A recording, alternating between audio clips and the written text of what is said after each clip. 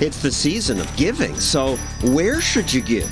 Should you give this man money? Would you help out today, New York? What about this man? Thank you. Actually, that's me. Don't give money to beggars like me. Can you help me, ma'am? I'm told governments must spend more. Medicare, Medicaid, SNAP, and Social Security will reduce poverty. But does government really help the poor? Yes, everybody in Cleveland, low minority, got Obama phone. By any measurement, this isn't working.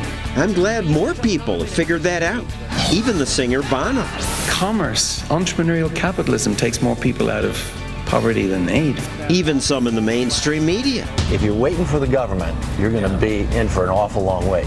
Wow, if they get it, maybe soon more people will realize there are better ways to give. There you go. Oh, beautiful. Real charity. That's our show tonight.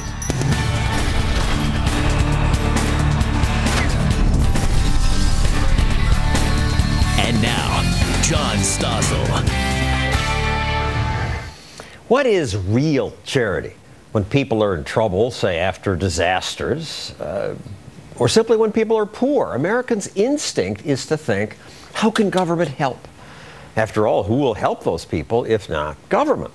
We libertarians argue that private charity would step in, individuals freely choosing to help. But would enough of us help? Most people say no. And that's why liberals, like Newsday columnist Ellis Hennigan, say when it comes to helping the needy, that's mostly government's job? Well, listen, it would be great if people all reached into their hearts and solved all these horrible problems we have, but history teaches us that that doesn't happen. In almost every single case where there is a government program, it exists because the private efforts that you and I both admire weren't enough. Well, it's because politicians said they weren't enough and we could do better, but I would argue that if government didn't take so much of our money, the private sector would take care of these problems. Hold on a second, John. For instance, look at older Americans, right? They used to be the poorest sector of our society, and then something called Social Security came along, and Medicare came along, and now older people really do comparatively fairly well. Before food stamps, we had hungry kids spread all across America. Those numbers were cut dramatically by that, despite all the generous churches and nice people like the ones who approached you on the street and gave you a nickel. These programs are trillions in debt. They're unsustainable. Well, I mean, maybe we have to tweak them, but you can't throw away the idea. What is the reality that we need government in there too? Food stamps, a couple billionaires could fund that whole food stamp program by themselves. And a private charity would be better at saying who really needs the food help and who's scamming the system. You know what? I'd love that. If you know a billionaire who wants to pay the entire expense of food stamps, I think we would welcome that. They don't step in because your big fat government is there. And people say, oh, well, government does that. You see, here's, I think, the reality in real life is that all these private efforts are really important. We're very generous people. We give a lot of money. But when the chips are really down, when the big thing happens, when the typhoon hits the Philippines, we love the Red Cross effort. But you know what? They don't have an aircraft carrier with Marines on board and rescue helicopters. The U.S. military does. I want them steaming toward the Philippines when that typhoon hits. I don't know what's going to happen in the Philippines. In Haiti, our government promised billions of dollars. $1 billion of it hasn't gotten to the people in Haiti. The New York Times says they were going to build 15,000 homes. Latest target, fewer than 3,000. Listen, if your argument is that government sometimes doesn't do a perfect job, and sometimes even does an awful job, I concede that. I want to play a longer version of that clip I showed earlier. Two of my left-wing colleagues were talking about how after a disaster, faith-based charities were better at disaster relief than FEMA. There's FEMA, and then there's the faith-based FEMA. If you're waiting for the government, you're going to be in for an awful long wait. So this is Harry Smith and Brian Williams talking about the government response after the tornado in Moore, Oklahoma in May, and how 30 churches banded together and helped much more quickly and did a better job than government. This happened at Katrina too. FEMA was turning away Walmart's free water while people were trying to get water. and FEMA was sending its water to the wrong place. You're right. Listen, as you know, I'm a native of New Orleans, so I feel that one kind of personally. And you're right. There's some things that the privates do well. I mean, there are all those kids, wonderful young people who came down in church groups. They did some things much better than government. But there was still an awful lot of things that we needed government for. Remember how angry folks were when FEMA was slow to get there? No one said stay away. They said get here quicker. And Walmart and private charities got there. And you know what? And so maybe one of the things that the privates can do is be a little more nimble, a little quicker. But boy, if you're talking about rebuilding the Gulf South in America, I don't think you want the government to take a pass. I do. Let's talk about the war on poverty. Lyndon Johnson said he would end poverty. So here's where the war began in America. It's the poverty rate. And sure enough, dropped sharply the first 5-7 years after that. But then it stopped improving. We taught people, government programs teach people to be dependent. And look what was happening before the war on poverty. Americans were lifting themselves out of poverty. Government continued the progress for 5 years and then stopped it. We should have been more generous with these programs. We should have done the other things that government can do to help folks. Oh, gosh. You don't think we teach? Government doesn't teach dependency? No. Listen, I am not here saying government is perfect. Government has some bad things. It's clumsy. It's bureaucratic. It has some waste and corruption in it. I'm just saying that there are things it does really well and things the privates do really well. And the test is, hey, private folks, step up. I think these graphs are the test. Look, can we put these up? The rise of food stamp use in America. Now, you would say this is because more people are hungry, the recession, but it goes up steadily. The two lines refer to, one is the number of people collecting and the other is the cost. We're teaching people to be passive. I grant you that's something we want to avoid. But so what's the solution? Should we look at those hungry people and say we're going to take your food stamps away and just hope for the best? Hope the food pantry down the block We should limit these programs and let the private sector step in. One more example is the rise of disability payments to people. Straight up. So you got fewer people doing manual labor, medicine is better, and more people are disabled? John, I got to tell you, I'm with you on that. Agreement on one thing. Well, you want to get rid of it? I'll play your own question. No, I don't want to get rid of it. I mean, I think that we could certainly look a lot more closely at some of those applications. Let's cut it way back.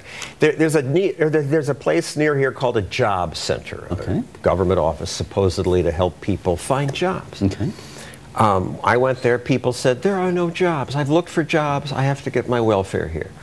We then went around and within a couple hours found 40 job offers, 28 entry-level positions. One restaurant owner said, I'd hire a dozen people if people would just apply. How many could come with no experience? I probably would take like 9. Probably would take 9 and train them. And at the welfare office, people told us there are no jobs.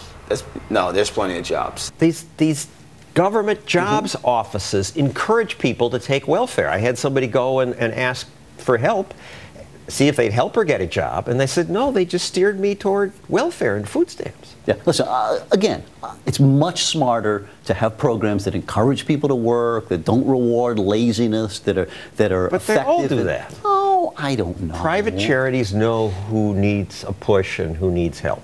But the answer can't be to just cut it back, can it?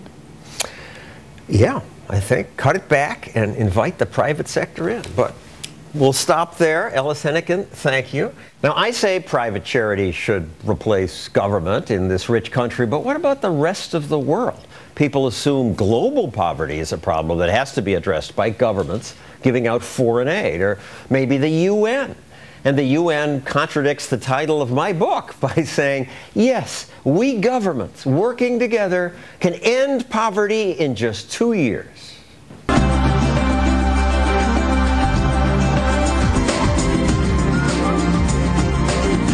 Wow, 2 years. Of course, 50 years ago, Lyndon Johnson claimed his war on poverty would end poverty in America. The UN will do better. Ted Turner gave them $1 billion for this. And individual governments have squandered nearly $1 trillion in foreign aid trying to lift people out of poverty in Africa. And I say squandered because after they spent the $1 trillion, per capita income in Africa went down. This may be because the foreign aid encourages dependency and because African kleptocrat governments steal much of the money. But what's the alternative? Well, Michael Fay says he has an answer. What's yours? We're going straight to the poor. Cash transfers from you directly to them.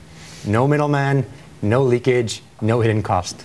So you have a charity, and you've raised about $6 million and just given 20-some thousand people cash, about $1,000 each? That's exactly right.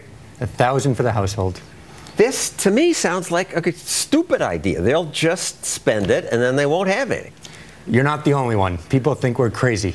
The truth is, there's been about a decade of research that shows the exact opposite. What are these people missing? A lot of them are missing the capital. We have the old expression, teach a man to fish. The truth is, in a lot of these places, they don't have fishing poles. So you allow them to buy a fishing pole, or in this case, this may have been a guy who got a motorcycle and uses it for a taxi service. Yep, this was a used motorcycle that he bought with cash and now provides taxi services. And you give the people a cell phone with the money. Why is that? Because that's the way we transfer the money. It's phone to phone. If they don't have a phone, they may not be able to get the money. And then it's easier to check up on them and see what they do. We can check, we call them, we talk to them regularly. And people built metal roofs. That's metal roofs. Perfect one of the most example. popular things.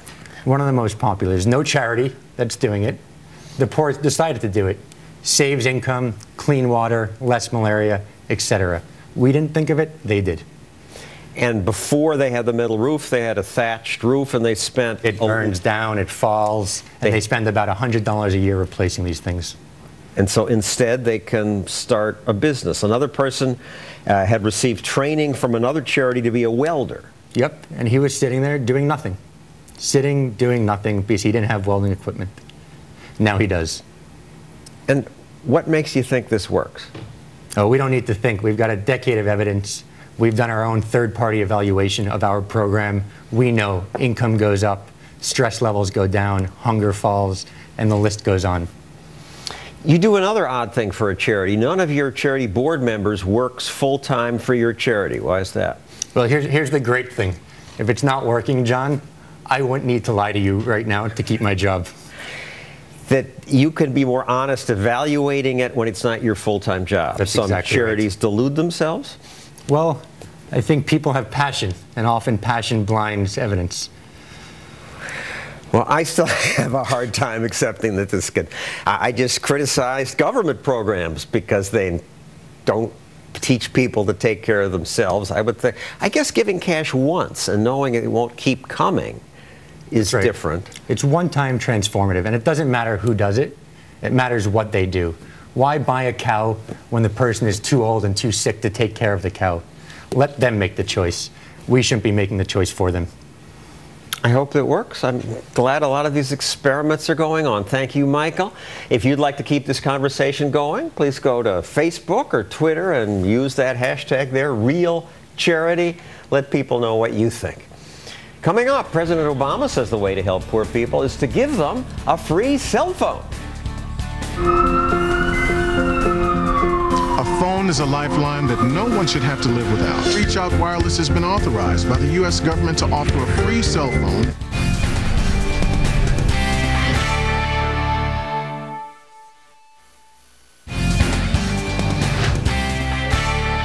The government will pay for you to have a free cell phone with monthly minutes, no credit check, and no deposit required.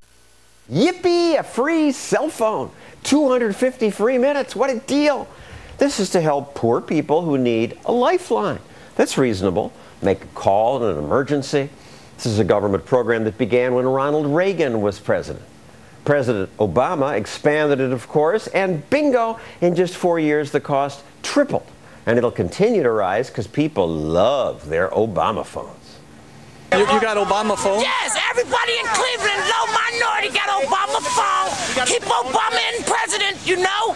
He gave us a phone. He gave you a phone? Do more. How do he give you a phone? You sign up if you on food stamps, you on Social Security, you got low income, you disability. The more free stuff you get, the more you're eligible to get. But eligible, that assume someone actually checks to see if you're really needy. Do they even do that? Jillian K. Melcher, a reporter for the National Review, was curious. So what did you do? I went to all of the welfare offices in Manhattan and a couple in Brooklyn for good measure, and I found out that there are people out there approaching you on the street saying, hey, do you have your free phone yet? Well, I'm not. Outside the office. Outside the office. Private entrepreneur. That's right, and I'm not on welfare. I told them that. I told them that I'd like to be on welfare. I think a lot of the people who pay for it would like to be. But that was enough. They ended up giving me not one, not two, 3 free phones. 3 phones. The good news is that some places turned you down. They did check. Yeah. They ended up catching that, well, first off, you're not supposed to have duplicate phones, which I've already broken that rule. But they're also supposed to check eligibility. I'm not eligible. And they also didn't catch, except for one time, that I had multiple applications in and had tried to work my way through the system again and again. And an FCC audit checked this out. They found 41% of the recipients never demonstrated that they were eligible. Yeah, that's about 6 million people. But I think what you really see here is the phone companies have a very perverse incentive to push as many phones out on the street as they can. They get $9.25 per customer per month for this program. The street vendors... It's paid for, we should explain, out of your phone bill. If you bother to read the fine print, there's something called a universal service charge, and this was under Ronald Reagan. Make sure everybody had a phone line, universal service, and so $1 or $2 out of everybody's phone bill goes to fund this program. And I think that most taxpayers don't know it. Before I had gone out and investigated this, I didn't know what that fee was at the bottom of my phone bill. You don't want poor people to talk to their families? The phone companies are the bad guys in this. This is a huge business for them. TracFone, which is owned by Carlos Slim, that's the Mexican billionaire, one of the richest people in the world. In 2011... He may be the richest in the world. Yeah, he and Bill Gates compete. But he got, in 2011 alone, $500 million from this program. So I think you see what's turned out to be welfare for the poor. It's actually corporate welfare, plain and simple. And what about my obnoxious question? You don't want to help the poor talk to their family? Well, you know, I think maybe there would be justification for a landline, and that's what the program started out as. But I think any time that you've got perverse incentives for a company to go hand out phones combined with very poor oversight, you've got to ask yourself, are you creating a situation in which fraud and abuse can just compound? And that's exactly what we have here. And it shouldn't surprise anyone. Government charity is susceptible to fraud. The contractor's doing the work. No, it's government's money. It's no one's money. And the more they give out, the more they get to keep. They get a commission on each giveaway. The cell phone charity is small, just $2 billion. Is that small? $2 billion. Think about the hundreds of billions spent on Medicare, Medicaid. There's much more fraud there. People who run medical clinics in Florida were caught with all this stuff. One man alone spent $20 million on this: diamond jewelry, also horses, a fleet of luxury cars, one after the other, all of which he got because government paid millions for medical treatment that never happened. And government help is just extra susceptible to abuse. And that's definitely what I found. I was surprised that I was able to get 3 of them in violation of pretty much every program rule. And if I can do it being somebody who tells the truth and who's not looking to defraud the government, just imagine the people that are actually looking to abuse the program, how great their opportunity is. And private companies get ripped off too, but they have more of an incentive to check. It's their own money. Yeah, that's right. And Georgia's actually doing some reforms within the state to try to see if they can mess with that fundamental flawed incentive structure. They're going to start charging $5 for consumers for an Obama phone. If they have to pay $5 for it, they're less likely to go out and get about 3 or 4 different Obama phones that they don't need.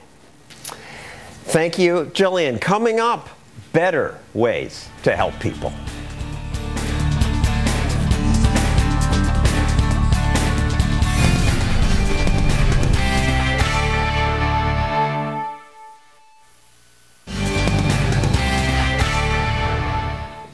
One of the richest people in the world is Warren Buffett.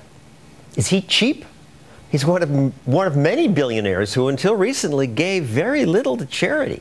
He used his money to try to make more money. He said he'd give it away when he died. His fellow billionaire, Ted Turner, told me Buffett was being cheap. He should give some away now. Turner had just made a big splash by giving $1 billion to the UN. And now he said he wanted to shame other rich people into giving more. What he said is patently stupid. That was businessman T.J. Rogers' answer to Turner's bragging about his UN gift. What he should do is take his money and invest it.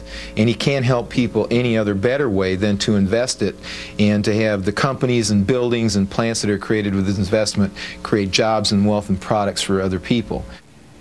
Really? Is it better if a moneymaker uses his money to make more rather than give to charity? I think so, and I threw that question back to Ted Turner. If Bill Gates says, look, I'm good at making money. I serve people. Ridiculous. I mean, you know. I tried to argue this with Ted Turner, but he wasn't buying it. Am I wrong in thinking that I'm happy if Bill Gates gives nothing to charity? But wouldn't you be happier if he did? What are you? But just hear me out. Beating on me about? You're just another. This is why people don't like newsmen. I'm a newsman too. I know your dirty tricks. Yes, all right. There's nothing more to say. Goodbye. I'm walking off the set. Since he didn't want to talk about it, let's take that same question to economist Ben Powell. He runs the Free Market Institute at Texas Tech. So, Ben? I'm not bothered if they don't give more of it away. They make their money by making our lives better. So they are helping people by making a profit, and often that's the best way they can go about helping people. And when they make a profit and they hire people, those jobs live on for years, and people use it to educate their kids and feed their family. There's a multiplier. These guys may not even be good at charity. We know they're good at making money. I think they should stick to what their specialty is. It's not about their motives, John. It's about the results from it. When they're pursuing profits in the marketplace, it leads them to do the very things that we want them to do to benefit others. Now, of course, the real reason for this is them creating the products and services that make our lives better, but as a byproduct, they also create jobs that make other people better off. And this is often the best way that they can go about making society better. It's what's fundamentally responsible for the high standard of living that we enjoy in this country. And yet, most of them, I would say, don't feel good about all the wealth they create in their business, and they guiltily give charity, talk about giving back. I mean, even Bill Gates, who's now working full-time on charity, he's done so much to make our lives better with his company and his charity. He says he thinks most charity has to come from government.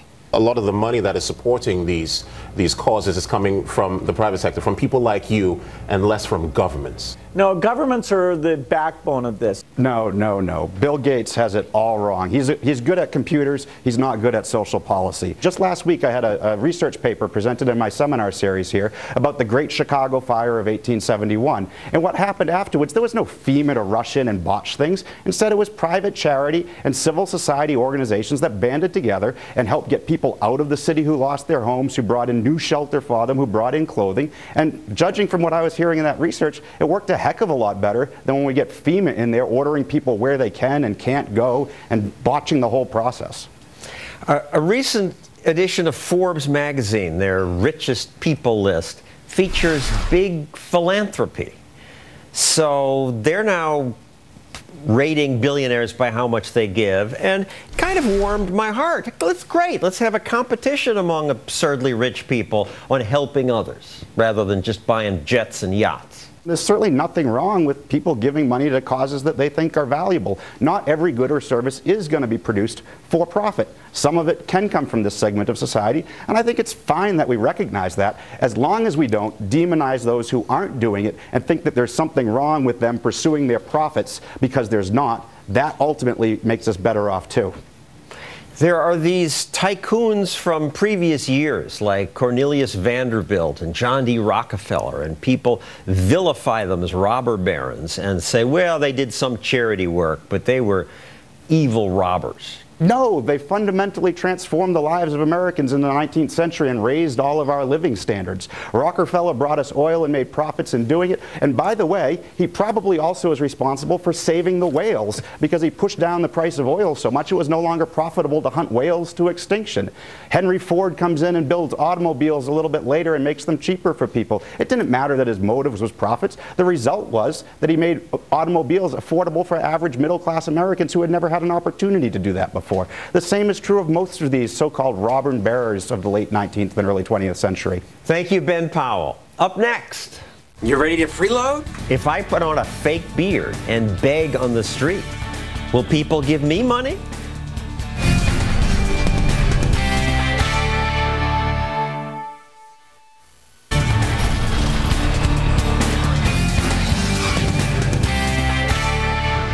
It's a foolish policy, and it will come to an end. The sooner the better. That's Ron Paul talking about the billions we spend on foreign aid, much of which is squandered or stolen. So I agree with Ron Paul and his son, the senator, that we should stop almost all foreign aid. But when libertarians say that, people get angry. He wants to cut off American assistance to these nascent democratic efforts. Just turn your back on it. Pull the aid out. What the heck? We give less than 1% of the entire budget of the United States of America. Actually, it's pretty close to 1%, $35 billion. I say we can't afford that. But Gregory Adams, who runs Oxfam's aid effectiveness program, says we should spend more. Oxfam's a giant charity that tries to fight poverty all over the world. And I say, fine, you want to do that? You raise the money. Leave governments out of it. Well, the issue, John, is that there are some things that charities just can't do. Despite the impact that Oxfam has around the world, and we're very proud of the work that we do with money raised from average Americans, there's only so much that we can do with our own projects. There's some places where government needs to step in to do things. All right, government needs to make sure AIDS workers aren't being murdered on the way to where they're going. And I should say that you don't take government money in from the United States, though 30% of your money from some other countries. But you call for governments to spend more on foreign aid. And why, when so much has been squandered? Well, it's important to note we're calling for more of the right kind of aid. Yeah, they always say, oh, this is going to be the right kind this time. No, there are some things that we think the United States government is doing that we think are not a good use of money. In particular, food aid is in desperate need of reform. We lose about half of the value of every dollar that we spend on food aid because we require it to be shipped in American vessels. We're delivering food itself rather than actually buying food at the source and supporting local farmers. But you also want them to spend more. Well, we want more of the right kind. There's some very good programs, things like the Millennium Challenge Corporation that invests in success. It finds the best performing countries rather than subsidizing failure. We want to see more aid given directly to helping small farmers grow more of their own food. And we want to see more aid used to support anti-corruption efforts and good governance efforts in a lot of these countries. But what are the odds that that'll happen, that the aid supports the corrupt dictators? The New York Times says as much as half the food aid sent to Somalia is diverted to corrupt contractors, Islamic militants, and local UN staff. Well, Somalia is a really difficult environment. All right, I'll go on. Zimbabwean authorities confiscated a truck filled with American food aid for school kids, handed it out to supporters of President Robert Mugabe at a political rally. Again, this is one of the problems when the only tool you have is in-kind food aid, bags of food. But by calling for more government aid, you're calling for more of the aid that, despite all the promises of reform, has ended up in the hands of corrupt dictators. Well, we're not just calling for more government aid. I understand that. Yeah. You do some great work. But why do you call for it at all? You're calling for evil. There's a lot of misconceptions about U.S. aid. I mean, one of the biggest misconceptions is that most U.S. assistance actually goes to governments.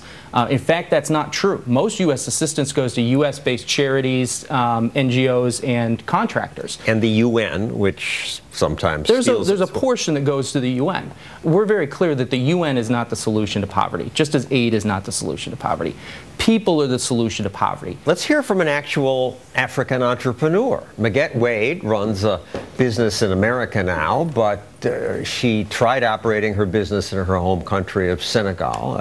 You listen to Greg. You agree? A little combination, foreign aid, government would help? Well, I have a very hard time with foreign aid. The African Union itself is admitting that $148 billion are being siphoned through corruption every year. And it goes to Swiss bank accounts. Swiss bank accounts, fancy real estates in the south of France. The son of the dictator of Equatorial Guinea, for example, he was busted by French customs. His plane was intercepted, and they found in the plane, I think it was 27 fancy cars. I don't know how many, 7 Ferraris, some Bentleys, some Rolls Royces. That's where the aid goes. I would think the only way to stop that is to say, let's keep governments out of it. If you can get a bunch of people who want to give their own money, they won't give it to dictators. Well, not all governments are the same, first of all. And we actually work with a lot of anti-corruption and human rights activists in countries around the world who are actually working to try to get their governments to govern more accountably. They're actually interested in the U.S. standing with them and joining this fight. Too often we take such an approach to U.S. assistance. We try to make it, we focus so much on avoiding corruption. These activists are telling us they actually want us to stand with them to fight corruption. And that means that we need to be there standing with them in solidarity, working together with them. Why do you need government aid? Why do you need government aid? Because governments are the only tool that can work to solve some of these accountability problems. It's like asking why do the Bears need an offensive line just because the linemen don't score any touchdowns. At some point you need these other tools. It's going to be entrepreneurs like Maguette who solve the problem of African poverty. But you also need governments to do other things that entrepreneurs can't do. You need these governments, government aid. Well, unfortunately, at least in most countries in Africa, government has been the problem. They basically stand in my way. As an entrepreneur, government does nothing but slow me down on a regular basis. There are officials bribing me all along. The fact that my truck gets stopped on a regular basis from point A to point B, making its way from point A to the port, and that I have to pay each single time, and the delays that really, you know. He says government aid will help fight the corruption. No, I am sorry. The more you're feeding these huge governments, and the more you're choking me on the other end. And that is at least the phenomenon that I am a witness of and that I have to live through every day. And the more you give to them, and the more that's what happens to me on the ground. Correct. But we do think that there is a role that government can play. And in fact, in a lot of the places that Oxfam works, we actually find there's a government deficit because there's a lack of security. There's a lack of basic services. People don't have clean water. People have to deal with... But why do you believe government aid would provide that? It hasn't so far after trillions were spent. That's actually not true. There's a lot of success stories going on right now in Africa. There's a lot of African countries that are seeing huge economic growth. I look forward to seeing them. Yeah. Thank you, Greg. Maguette. Coming up, why a man came up to me on the street and said, "You John Stossel?" "Yes." "I hope you die soon."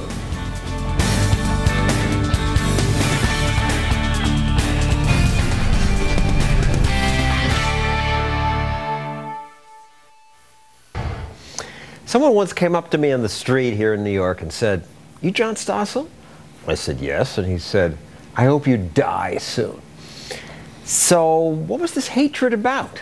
It turned out he was what people call an anti-poverty lawyer, and he did things like suing landlords to stop them from evicting people. And in his world here in New York, capitalism, which I'm for, is the enemy, and the only thing that keeps poor people from being totally oppressed is government. So because I call for less government, I'm evil. In this town, we libertarians are selfish people who don't care about anyone else, especially the poor. And the good guys are called bleeding heart liberals. So what's this website about? Bleeding Heart Libertarians. It talks about social justice and free markets. Georgetown University philosophy professor Jason Brennan regularly contributes to the site.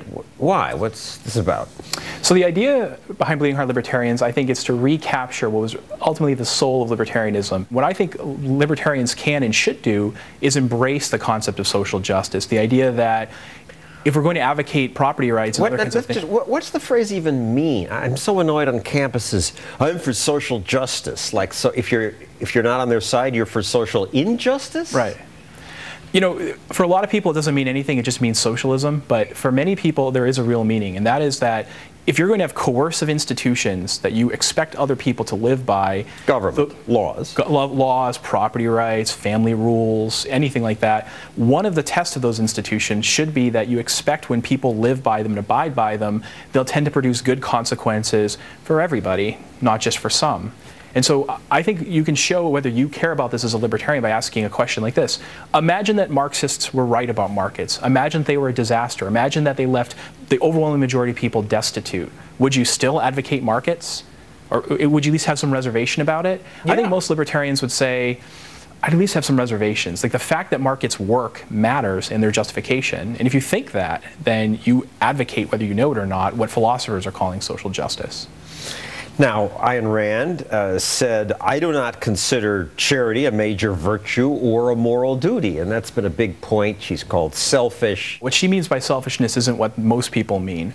But even if she thinks that, I don't think she speaks for most people. I think most libertarians are humane. They give to charity. They care that markets work and that they work for everybody. So the minimum wage. If you didn't think that it mattered, that it hurt the poor, why would you argue that it causes unemployment? You would just say the minimum wage interferes with economic freedom and that's that. But you don't. You say that the minimum wage causes unemployment among the most vulnerable people in society, and that's part of the reason to oppose it. And that means that you care about the consequences for the poor. On the website, Bleeding Heart Libertarian, this is categories like advocating versus caring versus helping. Yeah.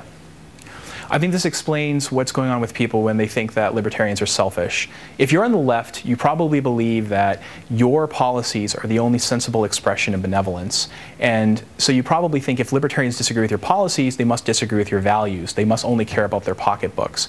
That doesn't really make sense. One, because we have real arguments about why we think their policies don't work, but also advocacy is cheap. If I advocate we have a 90% marginal tax rate on all income over $100,000, if I advocate that, that doesn't cost me anything.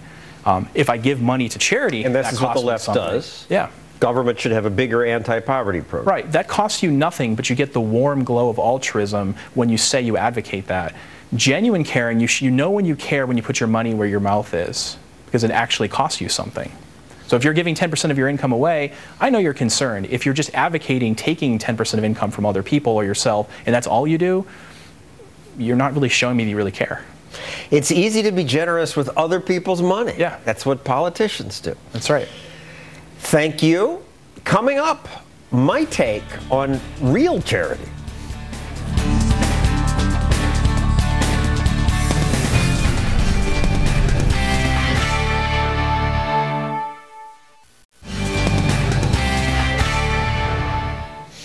When it comes to charity, I used to be pretty cheap.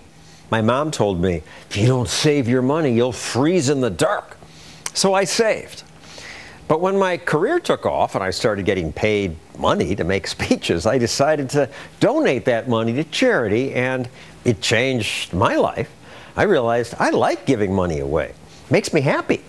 And research on what makes people happy backs that up. On average, people who give to charity, whether they give in money or just time, they're happier.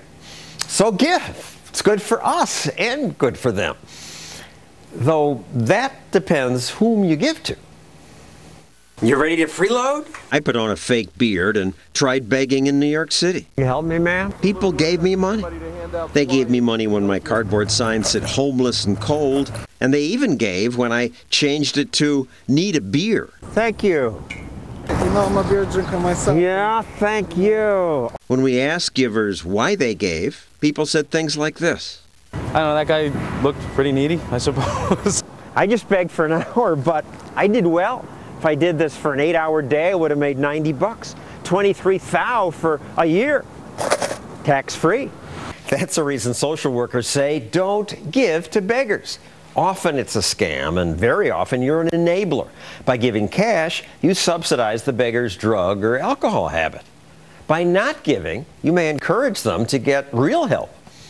A few respectable charities solicit on the street, like the people who collect for the Salvation Army before Christmas, but most who beg in public are running scams. I need your help. I am homeless. Will you help me out today? New York's Attorney General said this pitch from a group calling itself United Homeless is a scam. Its director keeps nearly all the money, spends it on things like his Weight Watcher bills. How is it a scam? I hear you keep most of the money. Well, we're homeless people that work the tables, correct? Well, but the pitch is it's going to shelters, it's going to food kitchens. The director has bills. Do you have bills? What, are you supposed to run a non-profit organization and not get no money? All the people donating this drug absolutely knows where that money goes. It's hard to find out where your charity money really goes. We can check charity rating services like Charity Navigator. It's better than nothing. But the ratings aren't perfect. Some charities aren't rated, and rating services, they sometimes get conned too. So I give my charity money to groups that I can check out myself, like the Doe Fund, a group that rehabs ex-cons and addicts. I decided they do a good job because I could see these men. They call them Men in Blue, ready, willing, and able. They clean up New York City streets. And what was odd is that they do it with spring in their step. They look cheerful, and they work pretty fast. I thought who's ever working with these guys has done something right, taught them to take pride in work. So I give them money, and a couple other groups that I can watch. But while I give to what I think are good charities, and this is the season for giving, we shouldn't forget that the people who do the most for the poor are capitalists. Honest ones, not the ones who feed off government.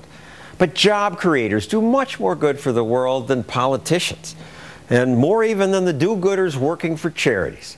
I'm delighted that the singer Bono figured that out after spending years calling for governments to spend more in foreign aid. Now he says the best hope for the poor, free markets. Rockstar preaches capitalism. Wow. Sometimes I hear myself and I just can't believe it. But commerce is real. Aid is just a stopgap. Commerce, entrepreneurial capitalism takes more people out of poverty than aid. Of course we know that. Politicians don't know that. Many Americans don't know it. It's time they learn. Bono's right. Entrepreneurial capitalism takes more people out of poverty than aid ever will. That's our show. See you next week.